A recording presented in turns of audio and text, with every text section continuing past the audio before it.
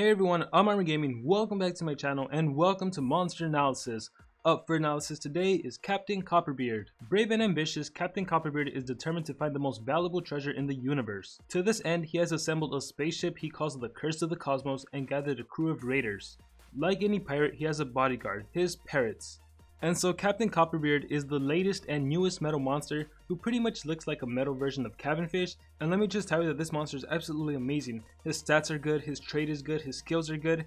This monster can be used on offense, on defense, you can run 3 speed runes, you can run 2 strength and a speed. There are so many different ways to utilize this monster. He's even an anti-Timerion, he works in Earth Wars, Water Wars, he's just phenomenal.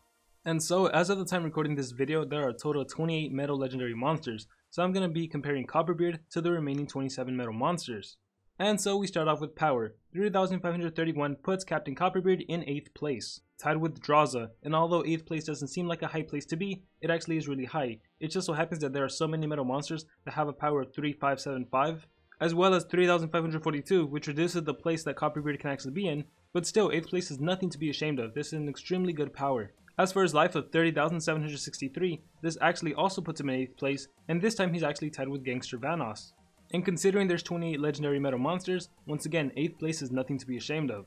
And as for his speed, just check it out, 3,465, that is extremely fast. Currently the fastest metal legendary monsters in Monster Legends are the Sentinel and Hackster, which have a speed of 3,476. Following that speed is Captain Copperbeard with 3,465, and he's also tied with Annihilator R2, Arcade, Jakugan, and Stinger S1. And because he has this amazing high speed that rivals Deny monsters, you can run 3 speedruns on him and he actually has Deny skills himself, or even if you use him as an attacker, if you have 1 speedrun on him and your enemy has 1 speedrun on his attacker, Captain Copperbeard is going to be going first. And now let's just take a look at his trait. He has Mountain. This is a trait that Oros and Goron have. He is immune to stun and freeze, which basically covers 2 of the 3 basic Deny effects. The biggest thing players have to worry about are stun, freeze, and possession. While Captain Copperbeard, he can be frozen and he can be stunned. This is extremely good because he's a metal monster, and lots of metal monsters tend to have either AoE stun or single stun skills. And because this monster is immune to freeze, this makes him extremely usable in a water metal war, and he can also be utilized in a metal dark war assuming the enemy has a Krampus on defense, because then Krampus won't be able to immobilize your Copperbeard. And going back to a metal water war, if the enemy has a Cabinfish on defense, that Cabinfish is pretty much useless. And thanks to the stun immunity, he's also extremely useful in Earth Wars. Now unfortunately for Copperbeard, he isn't immune to possession, and there are quite a few metal monsters that utilize possession as their main deny effect, so he is still vulnerable to that, and Copperbeard doesn't even have a self skill. If he did have a self skill, this monster could have been almost invincible, but because he didn't have a self skill, he is still prone to being possessed. So anyways, now let's move on to this monster's skills. Before starting off, I need to mention that his default skill, I Will Cut You, if you read the little description, currently it says deals massive metal damage, may make target bleed, requires cooldown. That's actually not the case. If we look forward at skills group 2, Dead Man Tells No Tales, it says deals low physical damage. I'm pretty sure the description of both of these skills just happen to be swapped, so don't think that the default skill is actually going to be a really powerful metal based attack. So with that out of the way, I Will Cut You is just your basic physical attack, Coaster 4 pounds is your moderate metal based attack. Their default skills, they're not worth running. Let's move on to the ultimates. Curse of the Cosmos deals massive special damage to all enemies, may stun all targets. How much better can this monster possibly get? I always go on and on about a monster having a special based attack as opposed to an element based attack, because that way it works wonders in team wars. Well, Copperbeard does just that. It's a 70 damage AoE that's special based damage, so you don't need to worry about dealing less damage against a metal based monster. But on top of that, even if you don't kill all of the enemy monsters, it's going to AoE stun them. This is an absolutely amazing ultimate skill, and so far I have 0 complaints. Moving on over to skills group 1, we have Wired 6 pounds, Small Parotes, and Old Salts. And none of these skills are actually worth running, but they are worth mentioning. So take a look at Old Salt. It deals 50 damage to a single enemy, it costs 26 stamina, which is pretty low, and it has no cooldown, which means it's a spammable skill that deals 50 damage, and there's that 50% chance to bleed. Now of course most of the time you'll miss, but assuming you do land it, for a skills group 1 skill, this is pretty darn amazing. I honestly don't know how many monsters have a 50 damage skill in skills group 1 that's spammable and has a chance to do some sort of effect. And if this is any indication of what's to come, you can just tell Copperbeard is going to have some pretty amazing skills in skills group 2 and 3. Starting things off with Howitzer 24 pounds, deals moderate metal damage, may stun target, requires cooldown. So this is a metal based attack that deals 45 damage to a single enemy, it costs 28 stamina, and it only has a 1 turn cooldown, and it's a stun skill. And so by now, I imagine that most of you know how I feel about single stun skills or single mobilizing skills. I think they're worth running just in case you need them. In Copperbeard's case, he might not need it because he actually has an AoE stun skill, so arguments can be made for not running this skill, but you also have to think about it. An AoE stun skill has a 90% accuracy, whereas this skill has a 95% accuracy. sometimes you need that extra 5% accuracy to immobilize that one monster. So at the end of the day, it's ultimately up to you whether or not you want to run this skill. Next up is Patrice, deals heavy special damage, may burn target, requires cooldown. So this is a special based attack that targets a single enemy, it deals 55 damage, it costs 31 stamina, and it has a 1 turn cooldown, and it applies burning. Burning, as many of you know, reduces the enemy's health by 15% for the following 3 turns, for a grand total of 45%. And this is another skill you may want to consider running, more specifically on an attacker Copperbeard, just because it's a special based attack, so you're going to want to use it against the enemy metal monster. And if the enemy metal monster isn't someone that's Timerion or someone who's not immune to burning, this is great because after dealing that initial 55 damage, you're going to apply burning. So even if you don't knock out that metal monster in one hit, maybe the burning will wipe out the metal monster.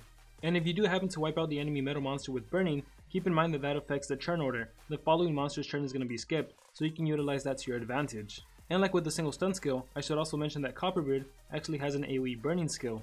So there's a counter argument that can be made for not running this skill, but like I said, sometimes you need that 95% accuracy as opposed to that 90% accuracy just to target that one monster and land that hit. And so next up we have Dead Men Tell No Tales, which, as I mentioned at the beginning of the video, deals massive metal damage and also applies bleeding. So this skill deals 70 metal based damage to a single enemy, it costs 31 stamina, it has a 2 turn cooldown, and it applies bleeding. And so if you're going the attacker route with Copperbeard, you obviously need to have this skill. 70 damage is going to be enough to one hit any non-metal monster. And like I mentioned with the previous skill, even on the off chance that you don't one hit the enemy monster, because this skill applies bleeding, then maybe the bleeding can kill the monster, and then you can utilize the fact that the turn of the following monster is going to be skipped. And even on a Copperbeard running 3 speedruns, he can still utilize the skill because it still deals 70 damage, and even if you have no strength runes, it's still going to deal quite a bit of damage, and once again it applies bleeding. When you have a monster with all speedruns, you either want that monster to apply DOTs or deny effects.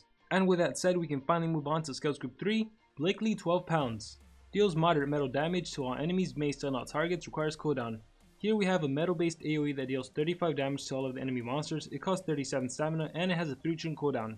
And so it's an AoE stun, and this is the reason Copperbeard can be used as a deny monster. Given this monster's speed of 3465, given the fact that you can give him all speedruns, and that he has an AoE stun skill, you can use him to immobilize all of the enemy monsters. Blakely 12 pounds is a skill worth having on an attacker Copperbeard, a defensive Copperbeard, and the deny Copperbeard for sure. Next up is Patrice Squad. Deals moderate special damage to all enemies, may burn all targets, requires cooldown. So here we have a special based AoE that deals 45 damage to all of the enemy monsters. That's pretty darn powerful already. It costs 37 stamina, has a 3 turn cooldown, and aside from being powerful and being special based, that also applies burning to all of the enemy monsters. Wow, oh wow, this is really powerful AoE. If you want to go the attacker route, you can obviously just use both AoEs back to back. You can AoE stun, on the following turn use AoE burning. That might be enough to wipe out the whole enemy team. Maybe not the metal monster because Blakely 12 pounds isn't going to be as effective, but at least the metal monster will be burned, assuming once again they're not immune to burning or it isn't a Timerion. And so once again, I think this is a pretty good skill that can pretty much work on every single Copperbeard build. At the end of the day, it's going to be up to you whether or not you want to run this skill. And last but not least, we have All Aboard. All of the ally skills in cooldown become active again. This skill is actually a team skill that only costs 26 stamina and has no cooldown, which means it's spammable. And All Aboard is specifically meant to be a Timerion counter from what I can tell. Because if you're facing against a Timerion and Timerion starts to game off with cooldowns activated, guess what? You have one skill to use, All Aboard. And so if you use All Aboard, all of your cooldowns are no longer going to be activated. So Timerion pretty much just wasted that turn doing cooldowns activated because you'd be able to get your attacks back. Which means your following legendary monster will be able to immobilize the enemy attacker or maybe one hit the enemy attacker, then you still have your rarity monster, and then when it's Timerion by himself, he really can't do anything to you. And the great thing about Copperbeard having All Aboard is that it doesn't even matter if Timerion significantly outspeeds you.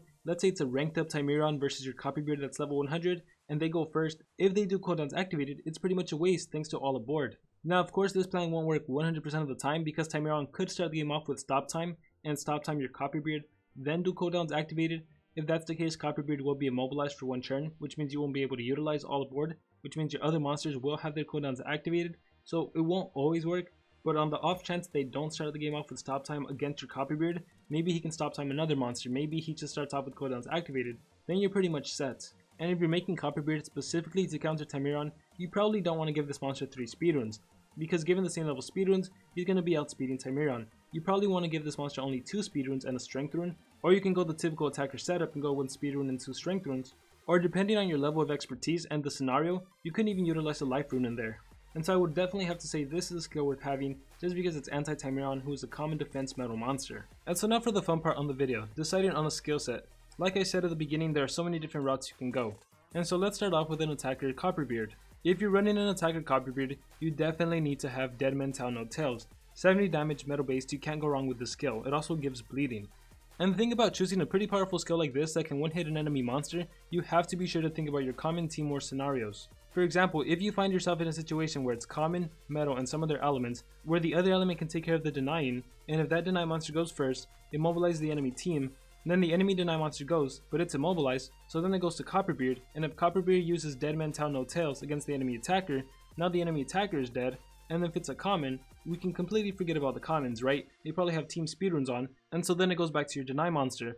Hopefully your deny monster can immobilize again, or do something to prevent the enemy deny monster from taking out your common. If that's not the case, then you might be in trouble, but assuming that is the case, then you don't really have much of a need to run an AoE skill. Having something like Blakely 12 pounds and Perote's squad isn't going to be that useful because it's only a common monster and a single monster you need to take care of, in which case single skills become more valuable, something like a 55 damage special based, or a 45 damage that also immobilizes. And I actually wanted to preface with that because that's my biggest argument to running 2 AoE skills. I really don't like it because I don't know if I can actually utilize them that much. And even in the team wars where it's metal, epic, and some other element, the same thing essentially applies. My Copperbeard can still one-hit the enemy non-metal monster, and then my epic monster can probably take out the epic monster or at least deny the epic monster, so I don't really have much of a need for 2 AoE skills. But that being said, I'm finding it kind of hard to pass up a 45 damage special based burning skill as well as an AoE stun skill. So one build set for an attacker Copperbeard can be Dead Men Tell No Tales, Blakey 12 pounds, Perote's squad, and All Aboard. And again, the main reason you want All Aboard is just because it's anti-Timeron. If you're not really worried about Timeron, go ahead and run one of the single skills, with my preference leaning towards the single burning skill. Another feasible skill set for an attacker Copperbeard would be Dead Men Tell No Tales, Blakey 12 pounds, Perote's, and All Aboard. And like I said last time, if you're not really worried about All Aboard because you're not really worried about Timeron, go ahead and run your single stun skill.